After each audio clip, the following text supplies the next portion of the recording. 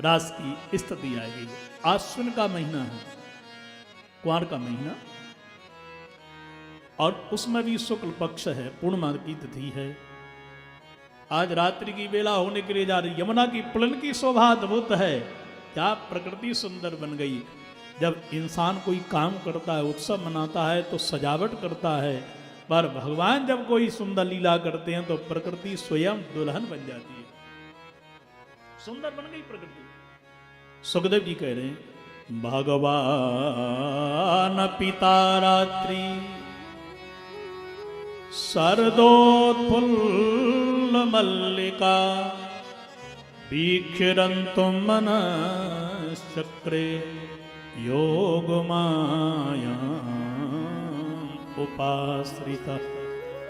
भगवान ने भी उस रात्रि का निर्माण किया जिसका गोपियों को वचन दिया। रात्रि बनाई जो 6 महीने के समान है, दीर्घकालीन रात्रि बनाई। मल्लिका के फूल खिल रहे हैं, तो शरद ऋतु में रात्रि की बेला में मल्लिका खिल रहा है। रात्रि में तो नहीं खिलता, कमल कभी खिलता नहीं है, तो मल्लिका भी नहीं खिलती है। सुखदेव जी कह रहे हैं, जो अनहोनी को होनी बनाए वही तो कृष्ण की लीला है। प्रेम से बोलो श्री राधे, श्री राधे। वही तो कृष्ण की लीला है।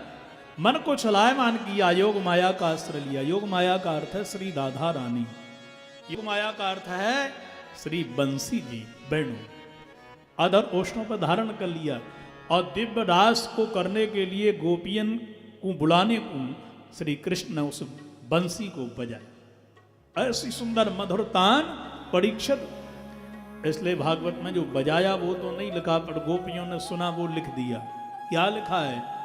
बोले निसम्य गीतम तदनंग वर्धनम, निसम्य गीतम तदनंग वर्धनम, निसम्य गीतम तदनंग वर्धनम, निसम्य गीतम तदनंग वर्धनम, ब्रज स्त्रिया कृष्ण गृहीत मानसा, ब्रज स्त्रिया कृष्ण गृहीत मानसा, आजग्नुरन्योन्यमलक्षतोद्यम, आजग्नुरन्योन्यवलक्षतोद्यम, सयत्रकान्तो जबलोलकुण्डला, सयतकान्तो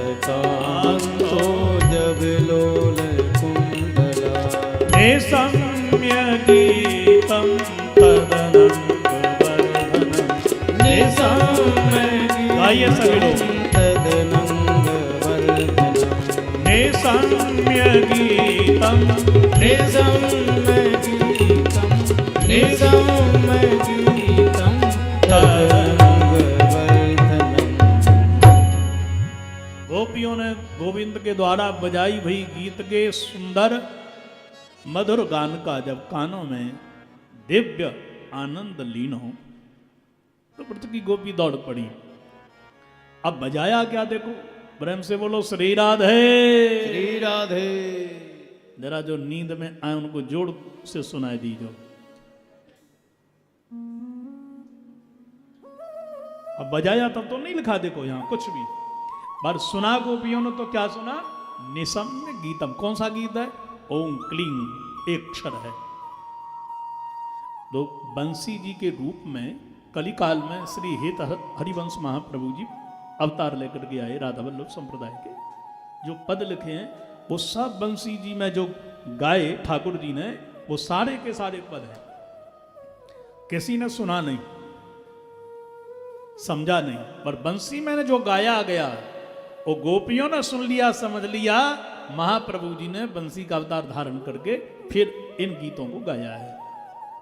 अंग प्रत्यंगों को आनंद की वृद्धि करने वाले मधुर गीत को सुन करके गोपी दौड़ पड़ी। चारों दिशाओं से दौड़ी। परीक्षित द्रुत गति से चली जा रही हैं, जिनके कानों के कुंडल हिल रहे हैं। दौड़ती गोपी गई, और एक गोपी है ना परीक्षित, दोहम तो भी यजु काश्चक दोहम इत्वा संसुका पयोधि श्रद्ध संयोग मनुदास्या परा यजु। गोपी गैया का दूध निकाल रही थी, मटकी को नीचे फेंक दिया। फूट गई। एक दही को मत रही थी, माखन नहीं निकाला, वो चल पड़ी। एक गोपी पति को भोजन करवा रही थी, वाने थाली को नीचे फेंक दी नहीं। एक गोपी तो लाला को स्तनपान करवा रही, वाने पूत को भी नीचे फेंक दियो। एक गोपी लीपा पोती कर रही थी, घर आंगन की, चेहरे की श्रृंगार कर रही थी, अधूरा छोड़ दिया। कानों में कुंडल पहन रही थी, एक में पहना। नेत्र में अंजन लगा रही थी, काजल एक में लगा, दूसरे में नहीं लगा। पर वो चल पड़ी। गले का हार पैर में, पैर की पाजेबी लटका ली गले में। आंख का काजल होठों पे, होठों की लाली आंखों में, सुध बुध नहीं रही, दौड़ पड़ी। व्यत्यस्त वस्त्राभरणा काश्चित कृष्णांत गम यजु। चोटी कर रही थी, बाल निकाल रही थी, वहां चोटी नहीं बांधी, चल पड़ी तीव्रता से। एक तो साड़ी पहन रही थी, बाने बांधी नहीं साड़ी, अभी पल्लू नहीं डाला, वो दौड़ रही है।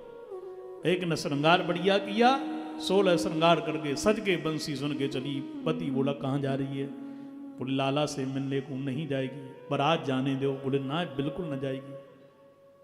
परीक्षित बा गोपी को पति ने कमरे में बंद कर दिया, ताला जड़ दिया, लाठी लेके दरवाजे पे बैठ के बोलोगे अब जाके दिखा।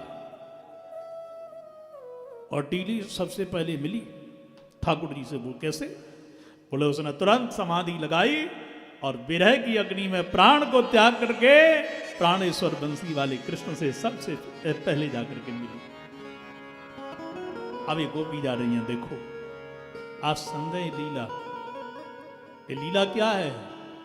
बोले जितनी भी जीवात्माएं गोपी हैं, ठीक है, भगवान से 2 प्रकार की गोपी मिली मानो। एक तो जो सन को सजा के बैठी है, वो ये तन को सजा के नहीं बैठी है, वो दूसरी है। जिन्होंने तन को सजाया वो मिली भगवान से। कब मिली? मरने के बाद, ठीक है। और जिन्होंने तन को नहीं मन को सजाया, वो भगवान से कैसे मिल रही है? ससरिए। माने भगवान से मिलने के लिए तन को सजाने की, श्रृंगार करने की जरूरत नहीं है। मन को सजाओ, आत्मा को सजाओ, तुम्हारा व्यवहार, तुम्हारी बॉडी, तुम्हारा स्वभाव बढ़िया छोड़ो, इंसानों को भी प्रिय लगोगे। प्रेम जब तुम्हारे प्रति आता है ना अंदर, तो कुत्ते भी तुम्हारे से लिपटने लगते हैं।